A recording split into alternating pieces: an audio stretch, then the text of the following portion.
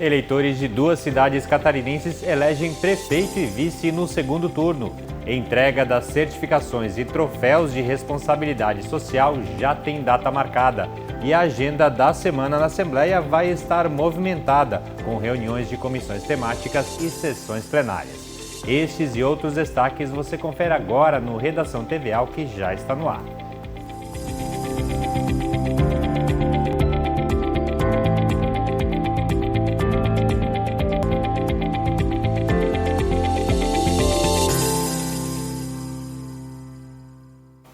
Boa noite. Eleitores de duas cidades de Santa Catarina votaram no segundo turno nas eleições municipais. Entre as novidades está a eleição de duas mulheres como vice-prefeitas e a eleição de um prefeito novato na política da maior cidade do estado. Neste domingo, dia 29 de novembro, os eleitores de Joinville e Blumenau voltaram às urnas para o segundo turno das eleições municipais. Dos 650.540 eleitores catarinenses aptos a votar, 459.402 compareceram, 70,61% do total. Em Joinville, a maior cidade do estado, a população elegeu como novo prefeito o empresário e bombeiro voluntário Adriano Borchain Silva, do Partido Novo, que se candidatou pela primeira vez a um cargo público.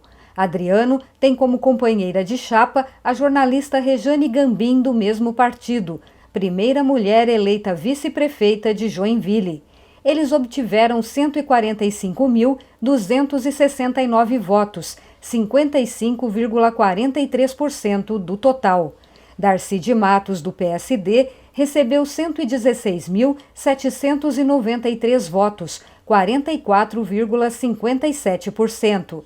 O índice de abstenção foi de 28,36%, o que significa que 114.457 eleitores de Joinville não exerceram o direito de voto. Já em Blumenau, o atual prefeito Mário Hildebrand, do Podemos, foi reeleito. A cidade também elegeu a primeira mulher vice-prefeita, a ex-secretária de Saúde do município, Maria Regina Soar, do PSDB. A chapa obteve 108.591 votos, 72,10% do total. O adversário, João Paulo Kleinubin, do Democratas, recebeu 42.026 votos, um total de 27,90%. 76.681 eleitores blumenauenses não compareceram às urnas, uma abstenção de 31,04%. A apuração dos votos no estado foi concluída pela Justiça Eleitoral às 7 horas da noite. Já aqui no Parlamento, outra decisão importante foi tomada na última sexta-feira. O Tribunal Especial que julgou o primeiro processo de impeachment absolveu Carlos Moisés da Silva do suposto crime de responsabilidade na concessão de reajuste salarial aos procuradores do estado. Com a decisão, Moisés retornou ao cargo de governador do estado. O Tribunal Especial de Julgamento do primeiro processo de impeachment absolveu o governador Carlos Moisés da Silva, afastado do cargo no dia 27 de outubro.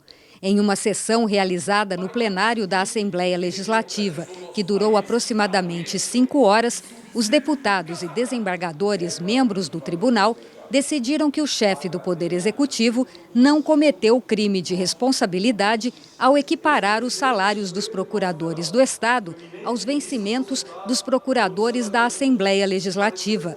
Com a sentença proferida, Carlos Moisés da Silva retoma o governo de Santa Catarina e o processo contra ele é arquivado. Durante a sessão, cada um dos membros do tribunal pôde se pronunciar sobre o objeto da acusação. Muitos levaram em consideração a decisão das câmaras de direito público do Tribunal de Justiça, que nesta semana consideraram legal o reajuste salarial dos procuradores. É necessário dizer que a omissão e, sobretudo, o ânimo subjetivo esperado para o reconhecimento da ilicitude não encontra amparo em nenhum dos elementos que compõem os presentes autos. Eu não sou douto legalista ou advogado.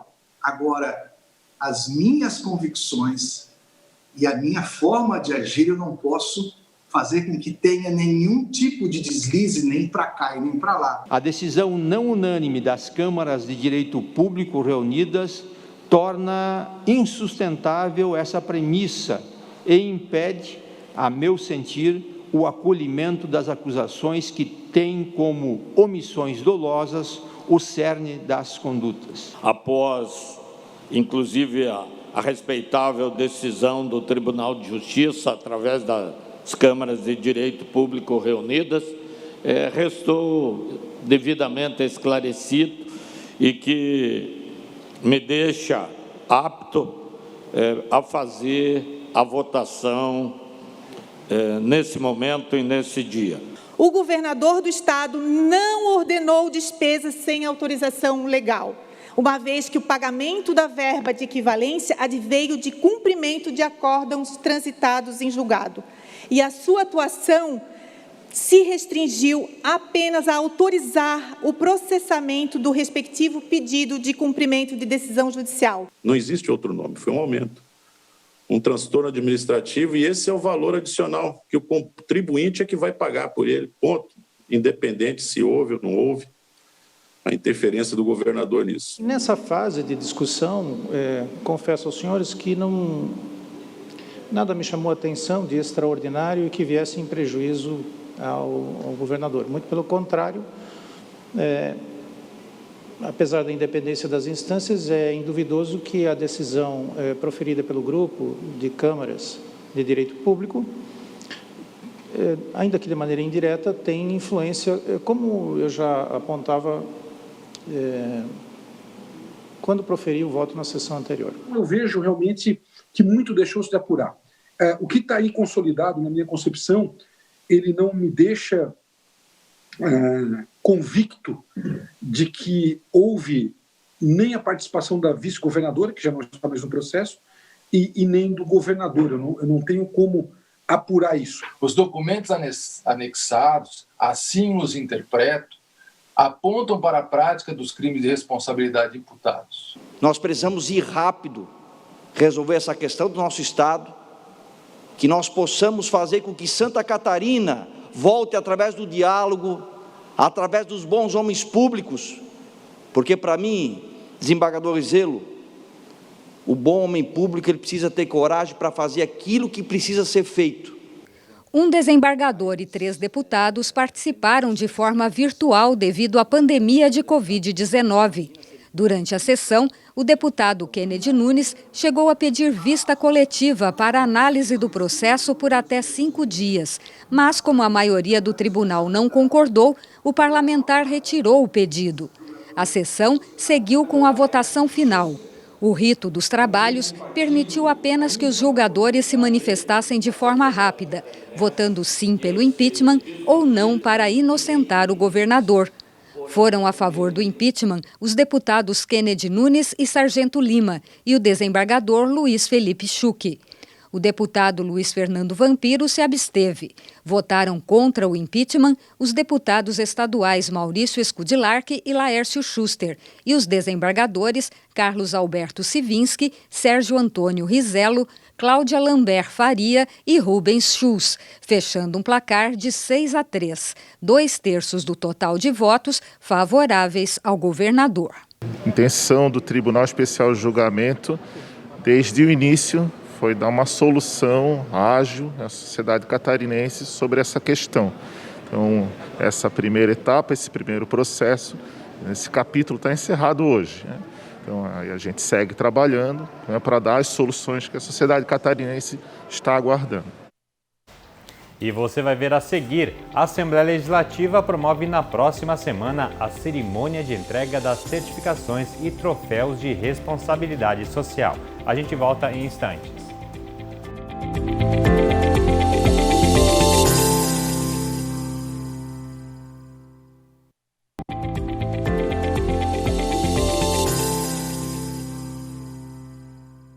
Na próxima segunda-feira, a Assembleia Legislativa realiza a cerimônia de entrega das certificações e troféus de responsabilidade social.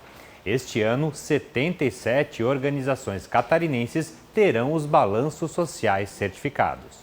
O Prêmio de Responsabilidade Social, que é realizado todos os anos pela Assembleia Legislativa, está na 10ª edição.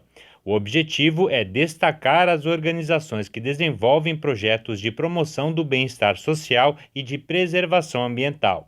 A cerimônia de entrega das certificações e dos troféus para os destaques do ano em cada categoria será realizada de forma virtual na próxima segunda-feira, dia 7 de dezembro, às 7 horas da noite.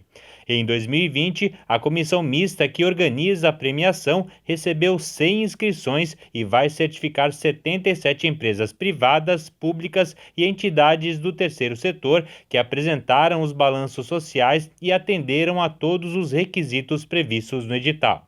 Também serão premiadas com troféu 5 empresas e 2 organizações do terceiro setor que obtiveram as melhores pontuações na avaliação de seus balanços sociais e projetos desenvolvidos.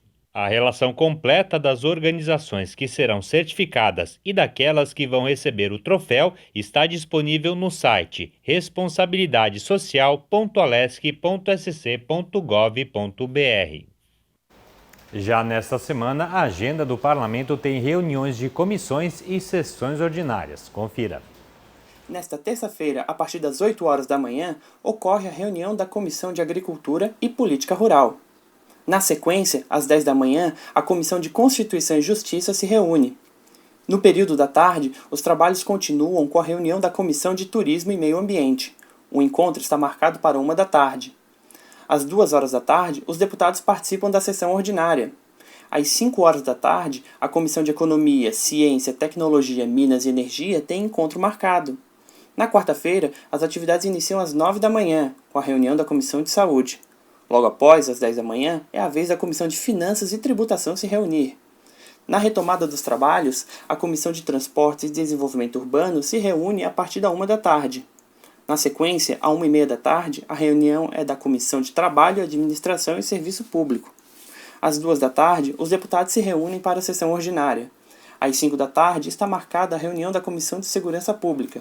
Na quinta-feira, às 9 da manhã, ocorre a sessão ordinária. E o Redação TVAL termina aqui. Mais notícias você confere ao longo da nossa programação no site ou nas redes sociais da Assembleia. Uma boa noite para você e até amanhã.